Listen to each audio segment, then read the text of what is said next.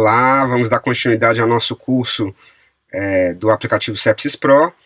A aula de hoje a gente vai comentar sobre detalhes da diretriz do último Surviving Sepsis Campaign de 2021. A gente vai comentar principalmente sobre as mudanças, existem algumas mudanças de conceitos, de recomendações da diretriz, e a gente vai comentar esses principais detalhes dessas mudanças do que aconteceu em relação à última diretriz que tinha sido em 2016.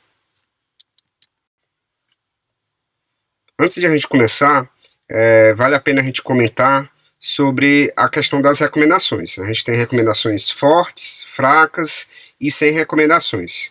O que seriam recomendações fortes? Seriam aquelas que todas ou quase todas as pessoas informadas escolheram a intervenção, cerca de 95%. Elas devem ter uma adoção generalizada, devem ser boas para para avaliação de desempenho. Elas podem ser fortes sem classificação, que a diretriz coloca como uma declaração de melhores práticas, ou fortes com boa qualidade de evidência. Na diretriz, se vocês forem ler a diretriz do Surviving Sepsis Campaign, toda recomendação forte vai estar escrito no texto como nós recomendamos. Já em relação às recomendações fracas, a maioria das pessoas informadas escolheria a intervenção, cerca de 66%, mas ainda há variações importantes entre as pessoas informadas. São recomendações que requerem consideração e tomada de decisão compartilhada, e são recomendações que não são ideais para avaliação de desempenho. Na diretriz do Surviving Sepsis Campaign, o texto das recomendações fracas ele coloca como nós sugerimos. E já as declarações sem recomendação é porque existem evidências insuficientes, sejam porque são estudos de pequeno porte, são estudos conflitantes, então são necessários mais estudos para que haja uma recomendação, seja uma recomendação forte ou uma recomendação fraca.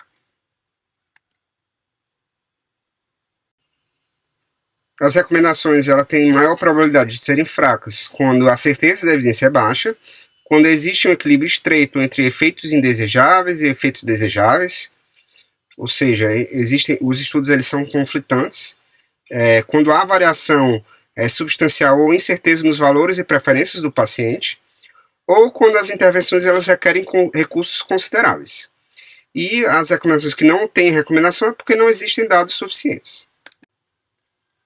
Passando aqui em relação a cada um dos pontos, a diretriz do Surviving Sepsis Campaign ele vai colocar por pontos de interesse. E o primeiro ponto é justamente sobre triagem e ressuscitação volêmica.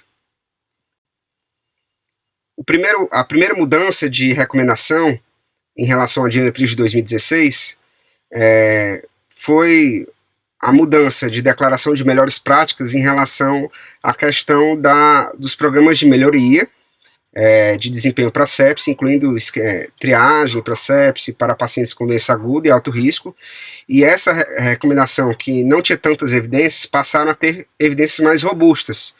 Então, na diretriz de 2021, ela passou a ser recomendação forte com qualidade de evidência moderada para triagem e uma recomendação forte com qualidade de evidência muito baixa para procedimentos operacionais padrão. A recomendação atual ele coloca que para hospitais, sistemas de saúde, recomendamos o uso de um programa de desempenho para sepse, para rastreamento, para pacientes com alto risco e uso de procedimentos operacionais padrão para tratamento. Então, para a questão da triagem, seria uma evidência moderada, mas ainda uma recomendação forte. A maioria dos especialistas da banca recomendaria aquela recomendação. Já para o uso de procedimentos operacionais padrão seria uma qualidade de evidência ainda muito baixa. Apesar de a maioria dos painelistas recomendarem, ela ainda são qualidades de evidência muito baixa. Já uma recomendação nova, que não existia na diretriz de 2016, seria em relação ao score Quick-SOFA. Surgiram novas evidências em relação ao uso desse score, o Quick-SOFA, quando comparado com outros scores, seja o CIRS, seja o NILS, seja o MILS, como ferramenta única de triagem. O que foi visto, e foi uma das críticas que o Sepsis 3, que é a terceira versão da diretriz do Surviving Sepsis Campaign de 2016, recomendou o uso de scores como o SOFA e Quick-SOFA, e foi muito criticado na época por diretrizes como o Instituto Latino-Americano de Sepsis, principalmente a questão do quicksilver, por eles fazerem um diagnóstico tardio. E de 2016 para 2021 surgiram várias evidências de que o quicksilver ele realmente teria um diagnóstico mais tardio e teria menor sensibilidade e especificidade quando comparado com outros critérios, com outros scores para triagem para sepsis, como o CIS, o NIOS e o MIOS. Né, uma recomendação nova, com um nível de recomendação forte, com qualidade de evidência moderada. Já em relação à questão da ressuscitação volêmica, né, de pelo menos 30 ml por quilo de cristalóides para serem administrados nas primeiras 3 horas, que era uma recomendação forte, com qualidade de evidência baixa, ela foi rebaixada para uma recomendação fraca com qualidade de evidência baixa. Né, a recomendação atual seria que, para pacientes com hipoperfusão induzida pela sepsia ou choque séptico, nós sugerimos que pelo menos 30 ml por quilo de fluidos cristalóides sejam administrados nas primeiras 3 horas. O que foi visto de 2016 para cá é que, na verdade, a melhor recomendação seria individualizar sobre a questão da ressuscitação volêmica. Nem todos os perfis de pacientes devem receber aqueles pelo menos 30 ml por quilo de cristalóides. A gente pode citar como exemplos os pacientes nefropatas, anúricos, pacientes cardiopatas, que têm baixa tolerância a volume, né? Não que elas não possam responder à ressuscitação volêmica, mas que o ideal seria individualizar a questão da expansão volêmica nesses pacientes com sepsia. Já uma recomendação nova seria a questão do uso do tempo de enchimento capilar para orientar a questão da observação da perfusão. A gente tem como grande estudo que saiu entre 2016 e 2021, que seria o estudo Andrômeda, que ele coloca que o tempo de enchimento capilar pode ser uma ferramenta útil para a avaliação de perfusão quando comparado com outras medidas, como, por exemplo, a dosagem de lactato arterial.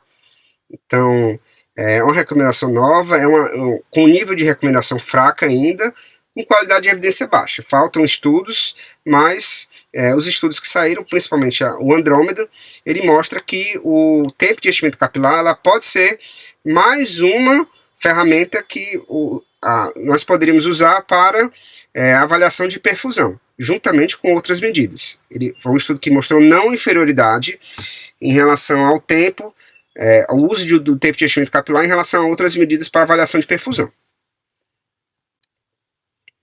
Agora vamos falar sobre o capítulo de infecção. A primeira mudança de recomendação seria a questão do tempo de administração de antibióticos para os pacientes com possível quadro de sepsis e choque séptico. Antes, em 2016, existia a recomendação que eles colocavam como recomendamos que a administração de antimicrobianos intravenosos seja iniciada o mais rapidamente possível, após o reconhecimento, e dentro de 1 hora para choque séptico e B para sepsis sem choque.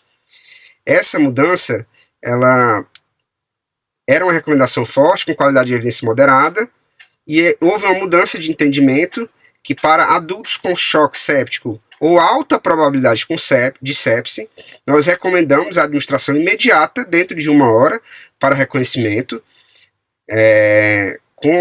sendo uma recomendação forte, com qualidade de evidência baixa para choque séptico, e forte com qualidade de evidência muito baixa para sepsia. Então, antes que os estudos, essa evidência ela foi rebaixada pela questão da qualidade da evidência dos estudos. Além disso, essa recomendação ela foi desmembrada. Então, para adultos com possível sepsis sem choque, que antes a diretriz de 2016 ela recomendava que deveria ser iniciado em até 1 hora, a recomendação atual seria para adultos com possível sepsis sem choque que haja um curso de investigação rápida por tempo limitado, e caso a preocupação de sepsis persistir, a administração de antimicrobianos dentro de até 3 horas a partir do momento de identificação da sepsis sendo reconhecida pela primeira vez. Então, para os pacientes que possivelmente podem ter sepsis e não apresentam sinais de choque, Então, a diretriz do Survival Sepsis Campaign orienta que haja um curso rápido de investigação. Claro que essa investigação ela não pode demorar demais para que haja o resultado, para que, se essa dúvida persistir, o ideal seria começar esse curso de antibiótico em até 3 horas, com uma recomendação fraca, com qualidade de evidência ainda muito baixa. E para adultos com baixa probabilidade de infecção e sem choque, a sugestão é de adiar o início de antimicrobianos enquanto continua a monitorar de perto o paciente. Então são aqueles perfis de pacientes que a sepse ela é uma possibilidade, mas não é a nossa principal hipótese, e o paciente ele ainda não apresenta sinais claros de disfunção orgânica. Então, para esse perfil de pacientes, o ideal seria continuar monitorando o paciente e, caso realmente seja confirmado um processo infeccioso, no caso seria uma infecção sem disfunção, haveria a necessidade de início de antimicrobianos.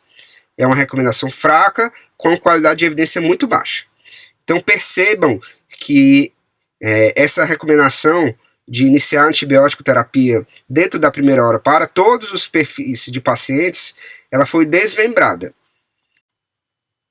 A diretriz do Survival Sepsis Campaign, ele coloca essa figura ilustrativa para resumir sobre a questão dessas recomendações sobre a questão do início da antibiótico terapia.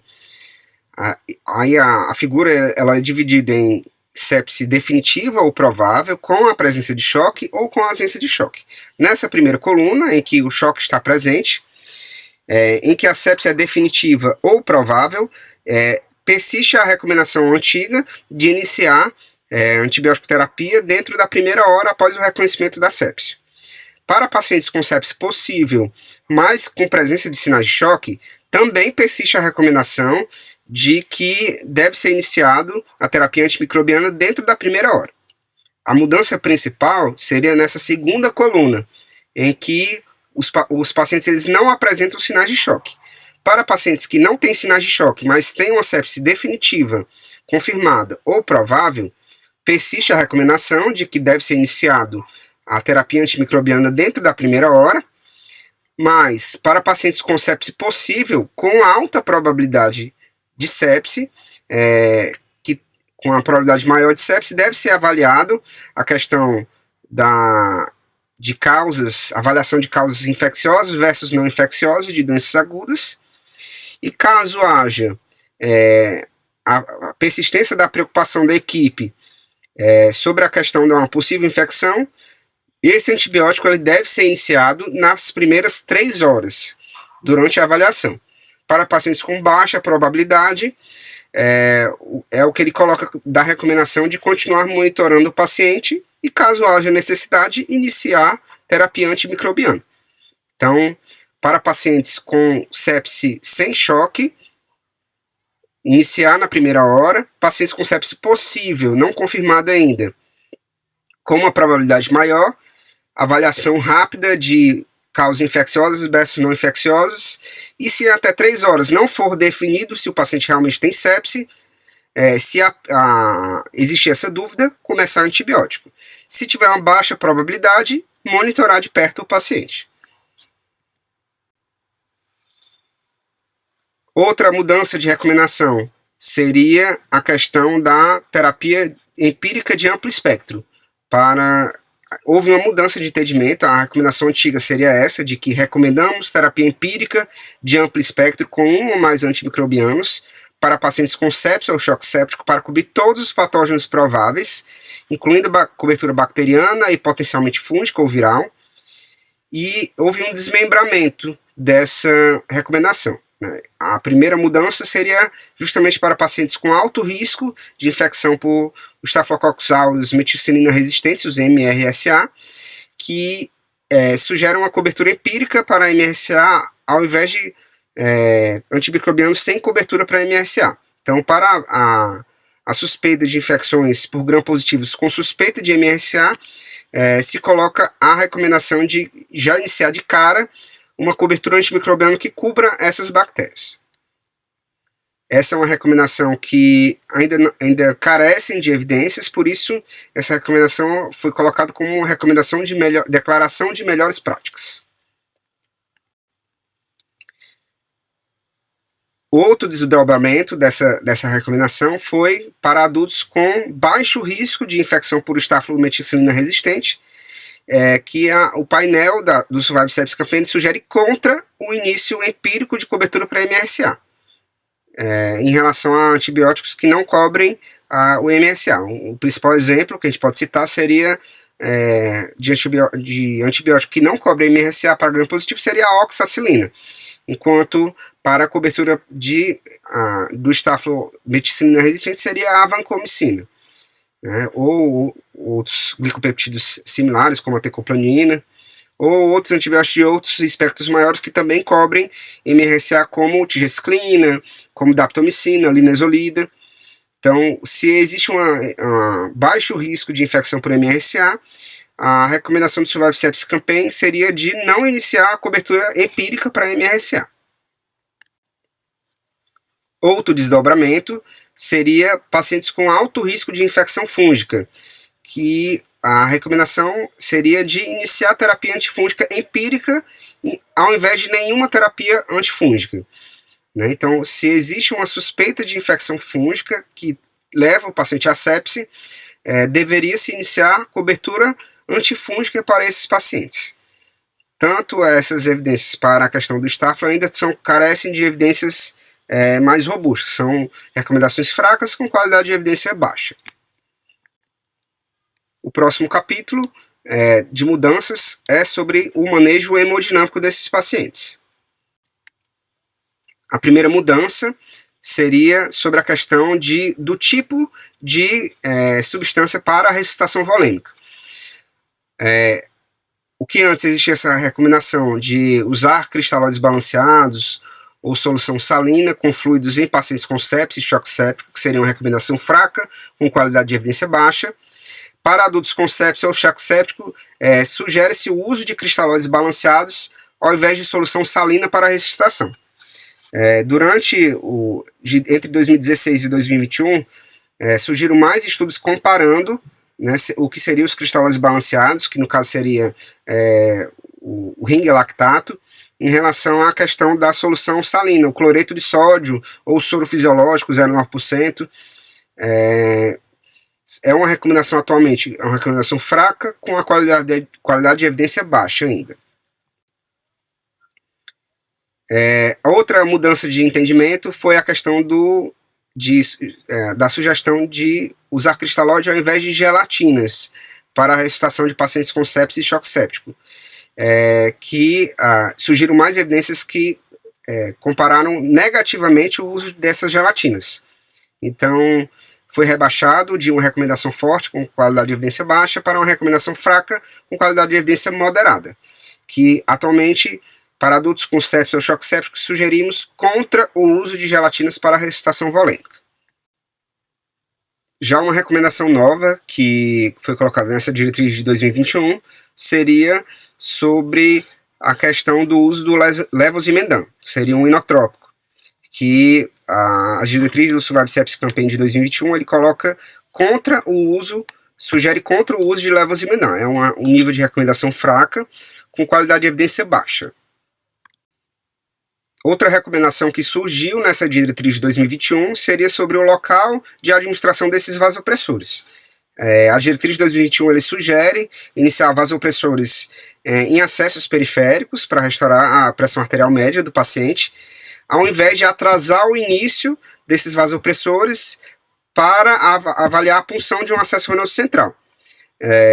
O uso de vasopressores em acessos periféricos ele é seguro por até 24 horas, contanto que seja um acesso proximal à fossa antecubital e um acesso calibroso. Então, a recomendação de que os vasopressores só podem ser administrados em acesso venoso centrais, a gente tem algumas evidências que mostram que esses vasopressores eles podem ser administrados com segurança, desde que sejam acessos adequados, acessos periféricos adequados. E sobre a questão da estratégia restritiva versus liberal de fluidos nessas primeiras 24 horas, não existe uma evidência suficiente para fazer uma recomendação. em pacientes com sepsis e choque séptico que ainda não tem sinais de hipoperfusão ou depressão de volume após a ressuscitação inicial. Então, sobre a questão de fazer ou não mais volume, a diretriz de 2021 coloca que ainda não existem evidências suficientes para que eles possam traçar uma recomendação sobre essa diferença de estratégias restritivas versus liberais, sobre a ressuscitação volêmica. O próximo capítulo fala sobre a medidas sobre ventilação. A primeira recomendação é uma recomendação que não existia na diretriz de 2026, que ele sugere sobre o uso do catéter nasal de alto fluxo, ao invés da ventilação não invasiva. É uma recomendação fraca, com qualidade de evidência baixa, mas de 2016 até 2021 surgiram novas evidências que o uso do catéter de alto fluxo, o TAF, pode ser utilizado no contexto do paciente com sepse. Outra recomendação que surgiu nessa diretriz de 2026 seria sobre o uso da membrana de oxigenação extracorpórea, o ECMO.